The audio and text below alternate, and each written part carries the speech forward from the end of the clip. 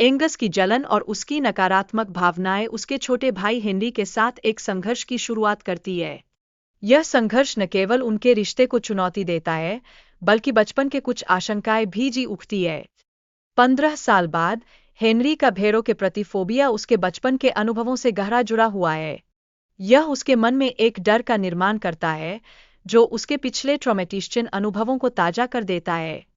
पारिवारिक खेत पर होने वाले अंधेरे प्रयोगों की खोज पर्यावरणीय कार्यकर्ताओं द्वारा की जाती है, जो कहानी में एक नया मोड़ लाती है। इस खोज ने केवल खेत के वातावरण को ही नहीं, बल्कि पूरे परिवार के जीवन को भी बदल दिया है। टकर और हेनरी की दोस्ती इस वीडियो में एक महत्वपूर्ण भूमिका निभाती है।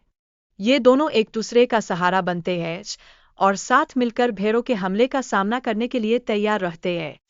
इस बीच अनुभव नाम की एक लड़की भी कहानी में कदम रखती है, जो भेड़ों पर हो रहे प्रयोगों को रोकने की कोशिश कर रही है। यह स्थिति पेश आती है जिससे तनाव और बढ़ जाता है, और यह सभी पात्रों पर कोलाहल मचा देता है। वीडियो में संक्रमण के घातक प्रभावों को दर्शाया गया है, जैसे टकर का पैर भेड़ के खुर में बदल जाना। यह एक कठोर सच्चाई है जो यह दिखाती है कि संक्रमण का खतरा कितना गंभीर हो सकता है।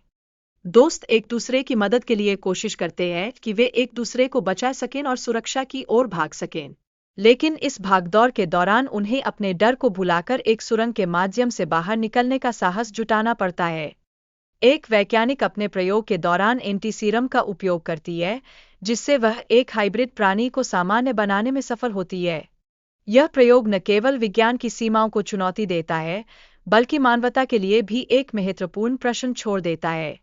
अंगस, जो प्रयोगशाला के मालिक होते हैं, अपने प्रोजेक्ट को प्रस्तुत करने के लिए खुद को तैयार करते हैं। लेकिन जैसे जैसे स्थिति बिगड़ती जाती है, उनका आत्मविश्वास भी डगमगाने लगता है। कहानी में पात्र इंगलस को भेड़ों के हिंसक हमले के दौरान भागने की कोशिश करते हुए दिखाया गया है। वह एक संक्रमित भेड़ से बच निकलता है, लेकिन उसकी हालत बिगड़ती जा रही है। एंडी और अनुभव को अपने परिवार को बचाने के लिए संघर्ष करते हुए दिखाया गया है। वे घर में बाड़ लगाते हैं और हमले से बचने के लिए एक योजना तैयार करते हैं, जो उनकी एकजुटता को दर्शाती है।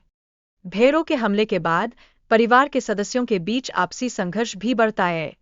एनरी को अपने भाई के खिलाफ खड़ा होना पड़ता है, जो अब एक हाइब्रिड प्राणी बन चुका है।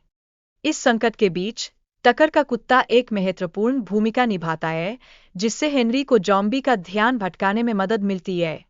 यह दृष्टिकोण दर्शाता है कि कैसे एक साधारण दोस्ताना रिश्ता भी संकट के समय में सहारा बन सकता है। एंटीसीरम का उपयोग करते हुए हेनरी और अंगस दोनों को उनके संक्रमण से मुक्त किया जाता है। यह एक राहत की सांस है, जो दर्शाता है कि आशा कभी खत्म नहीं होती। हालांकि अंगस की स्थिति गंभीर थी, लेकिन अंततः उसके संक्रमण का सफलतापूर्वक इलाज किया जाता है और वह फिर से अपने मानव रूप में लौट आता है।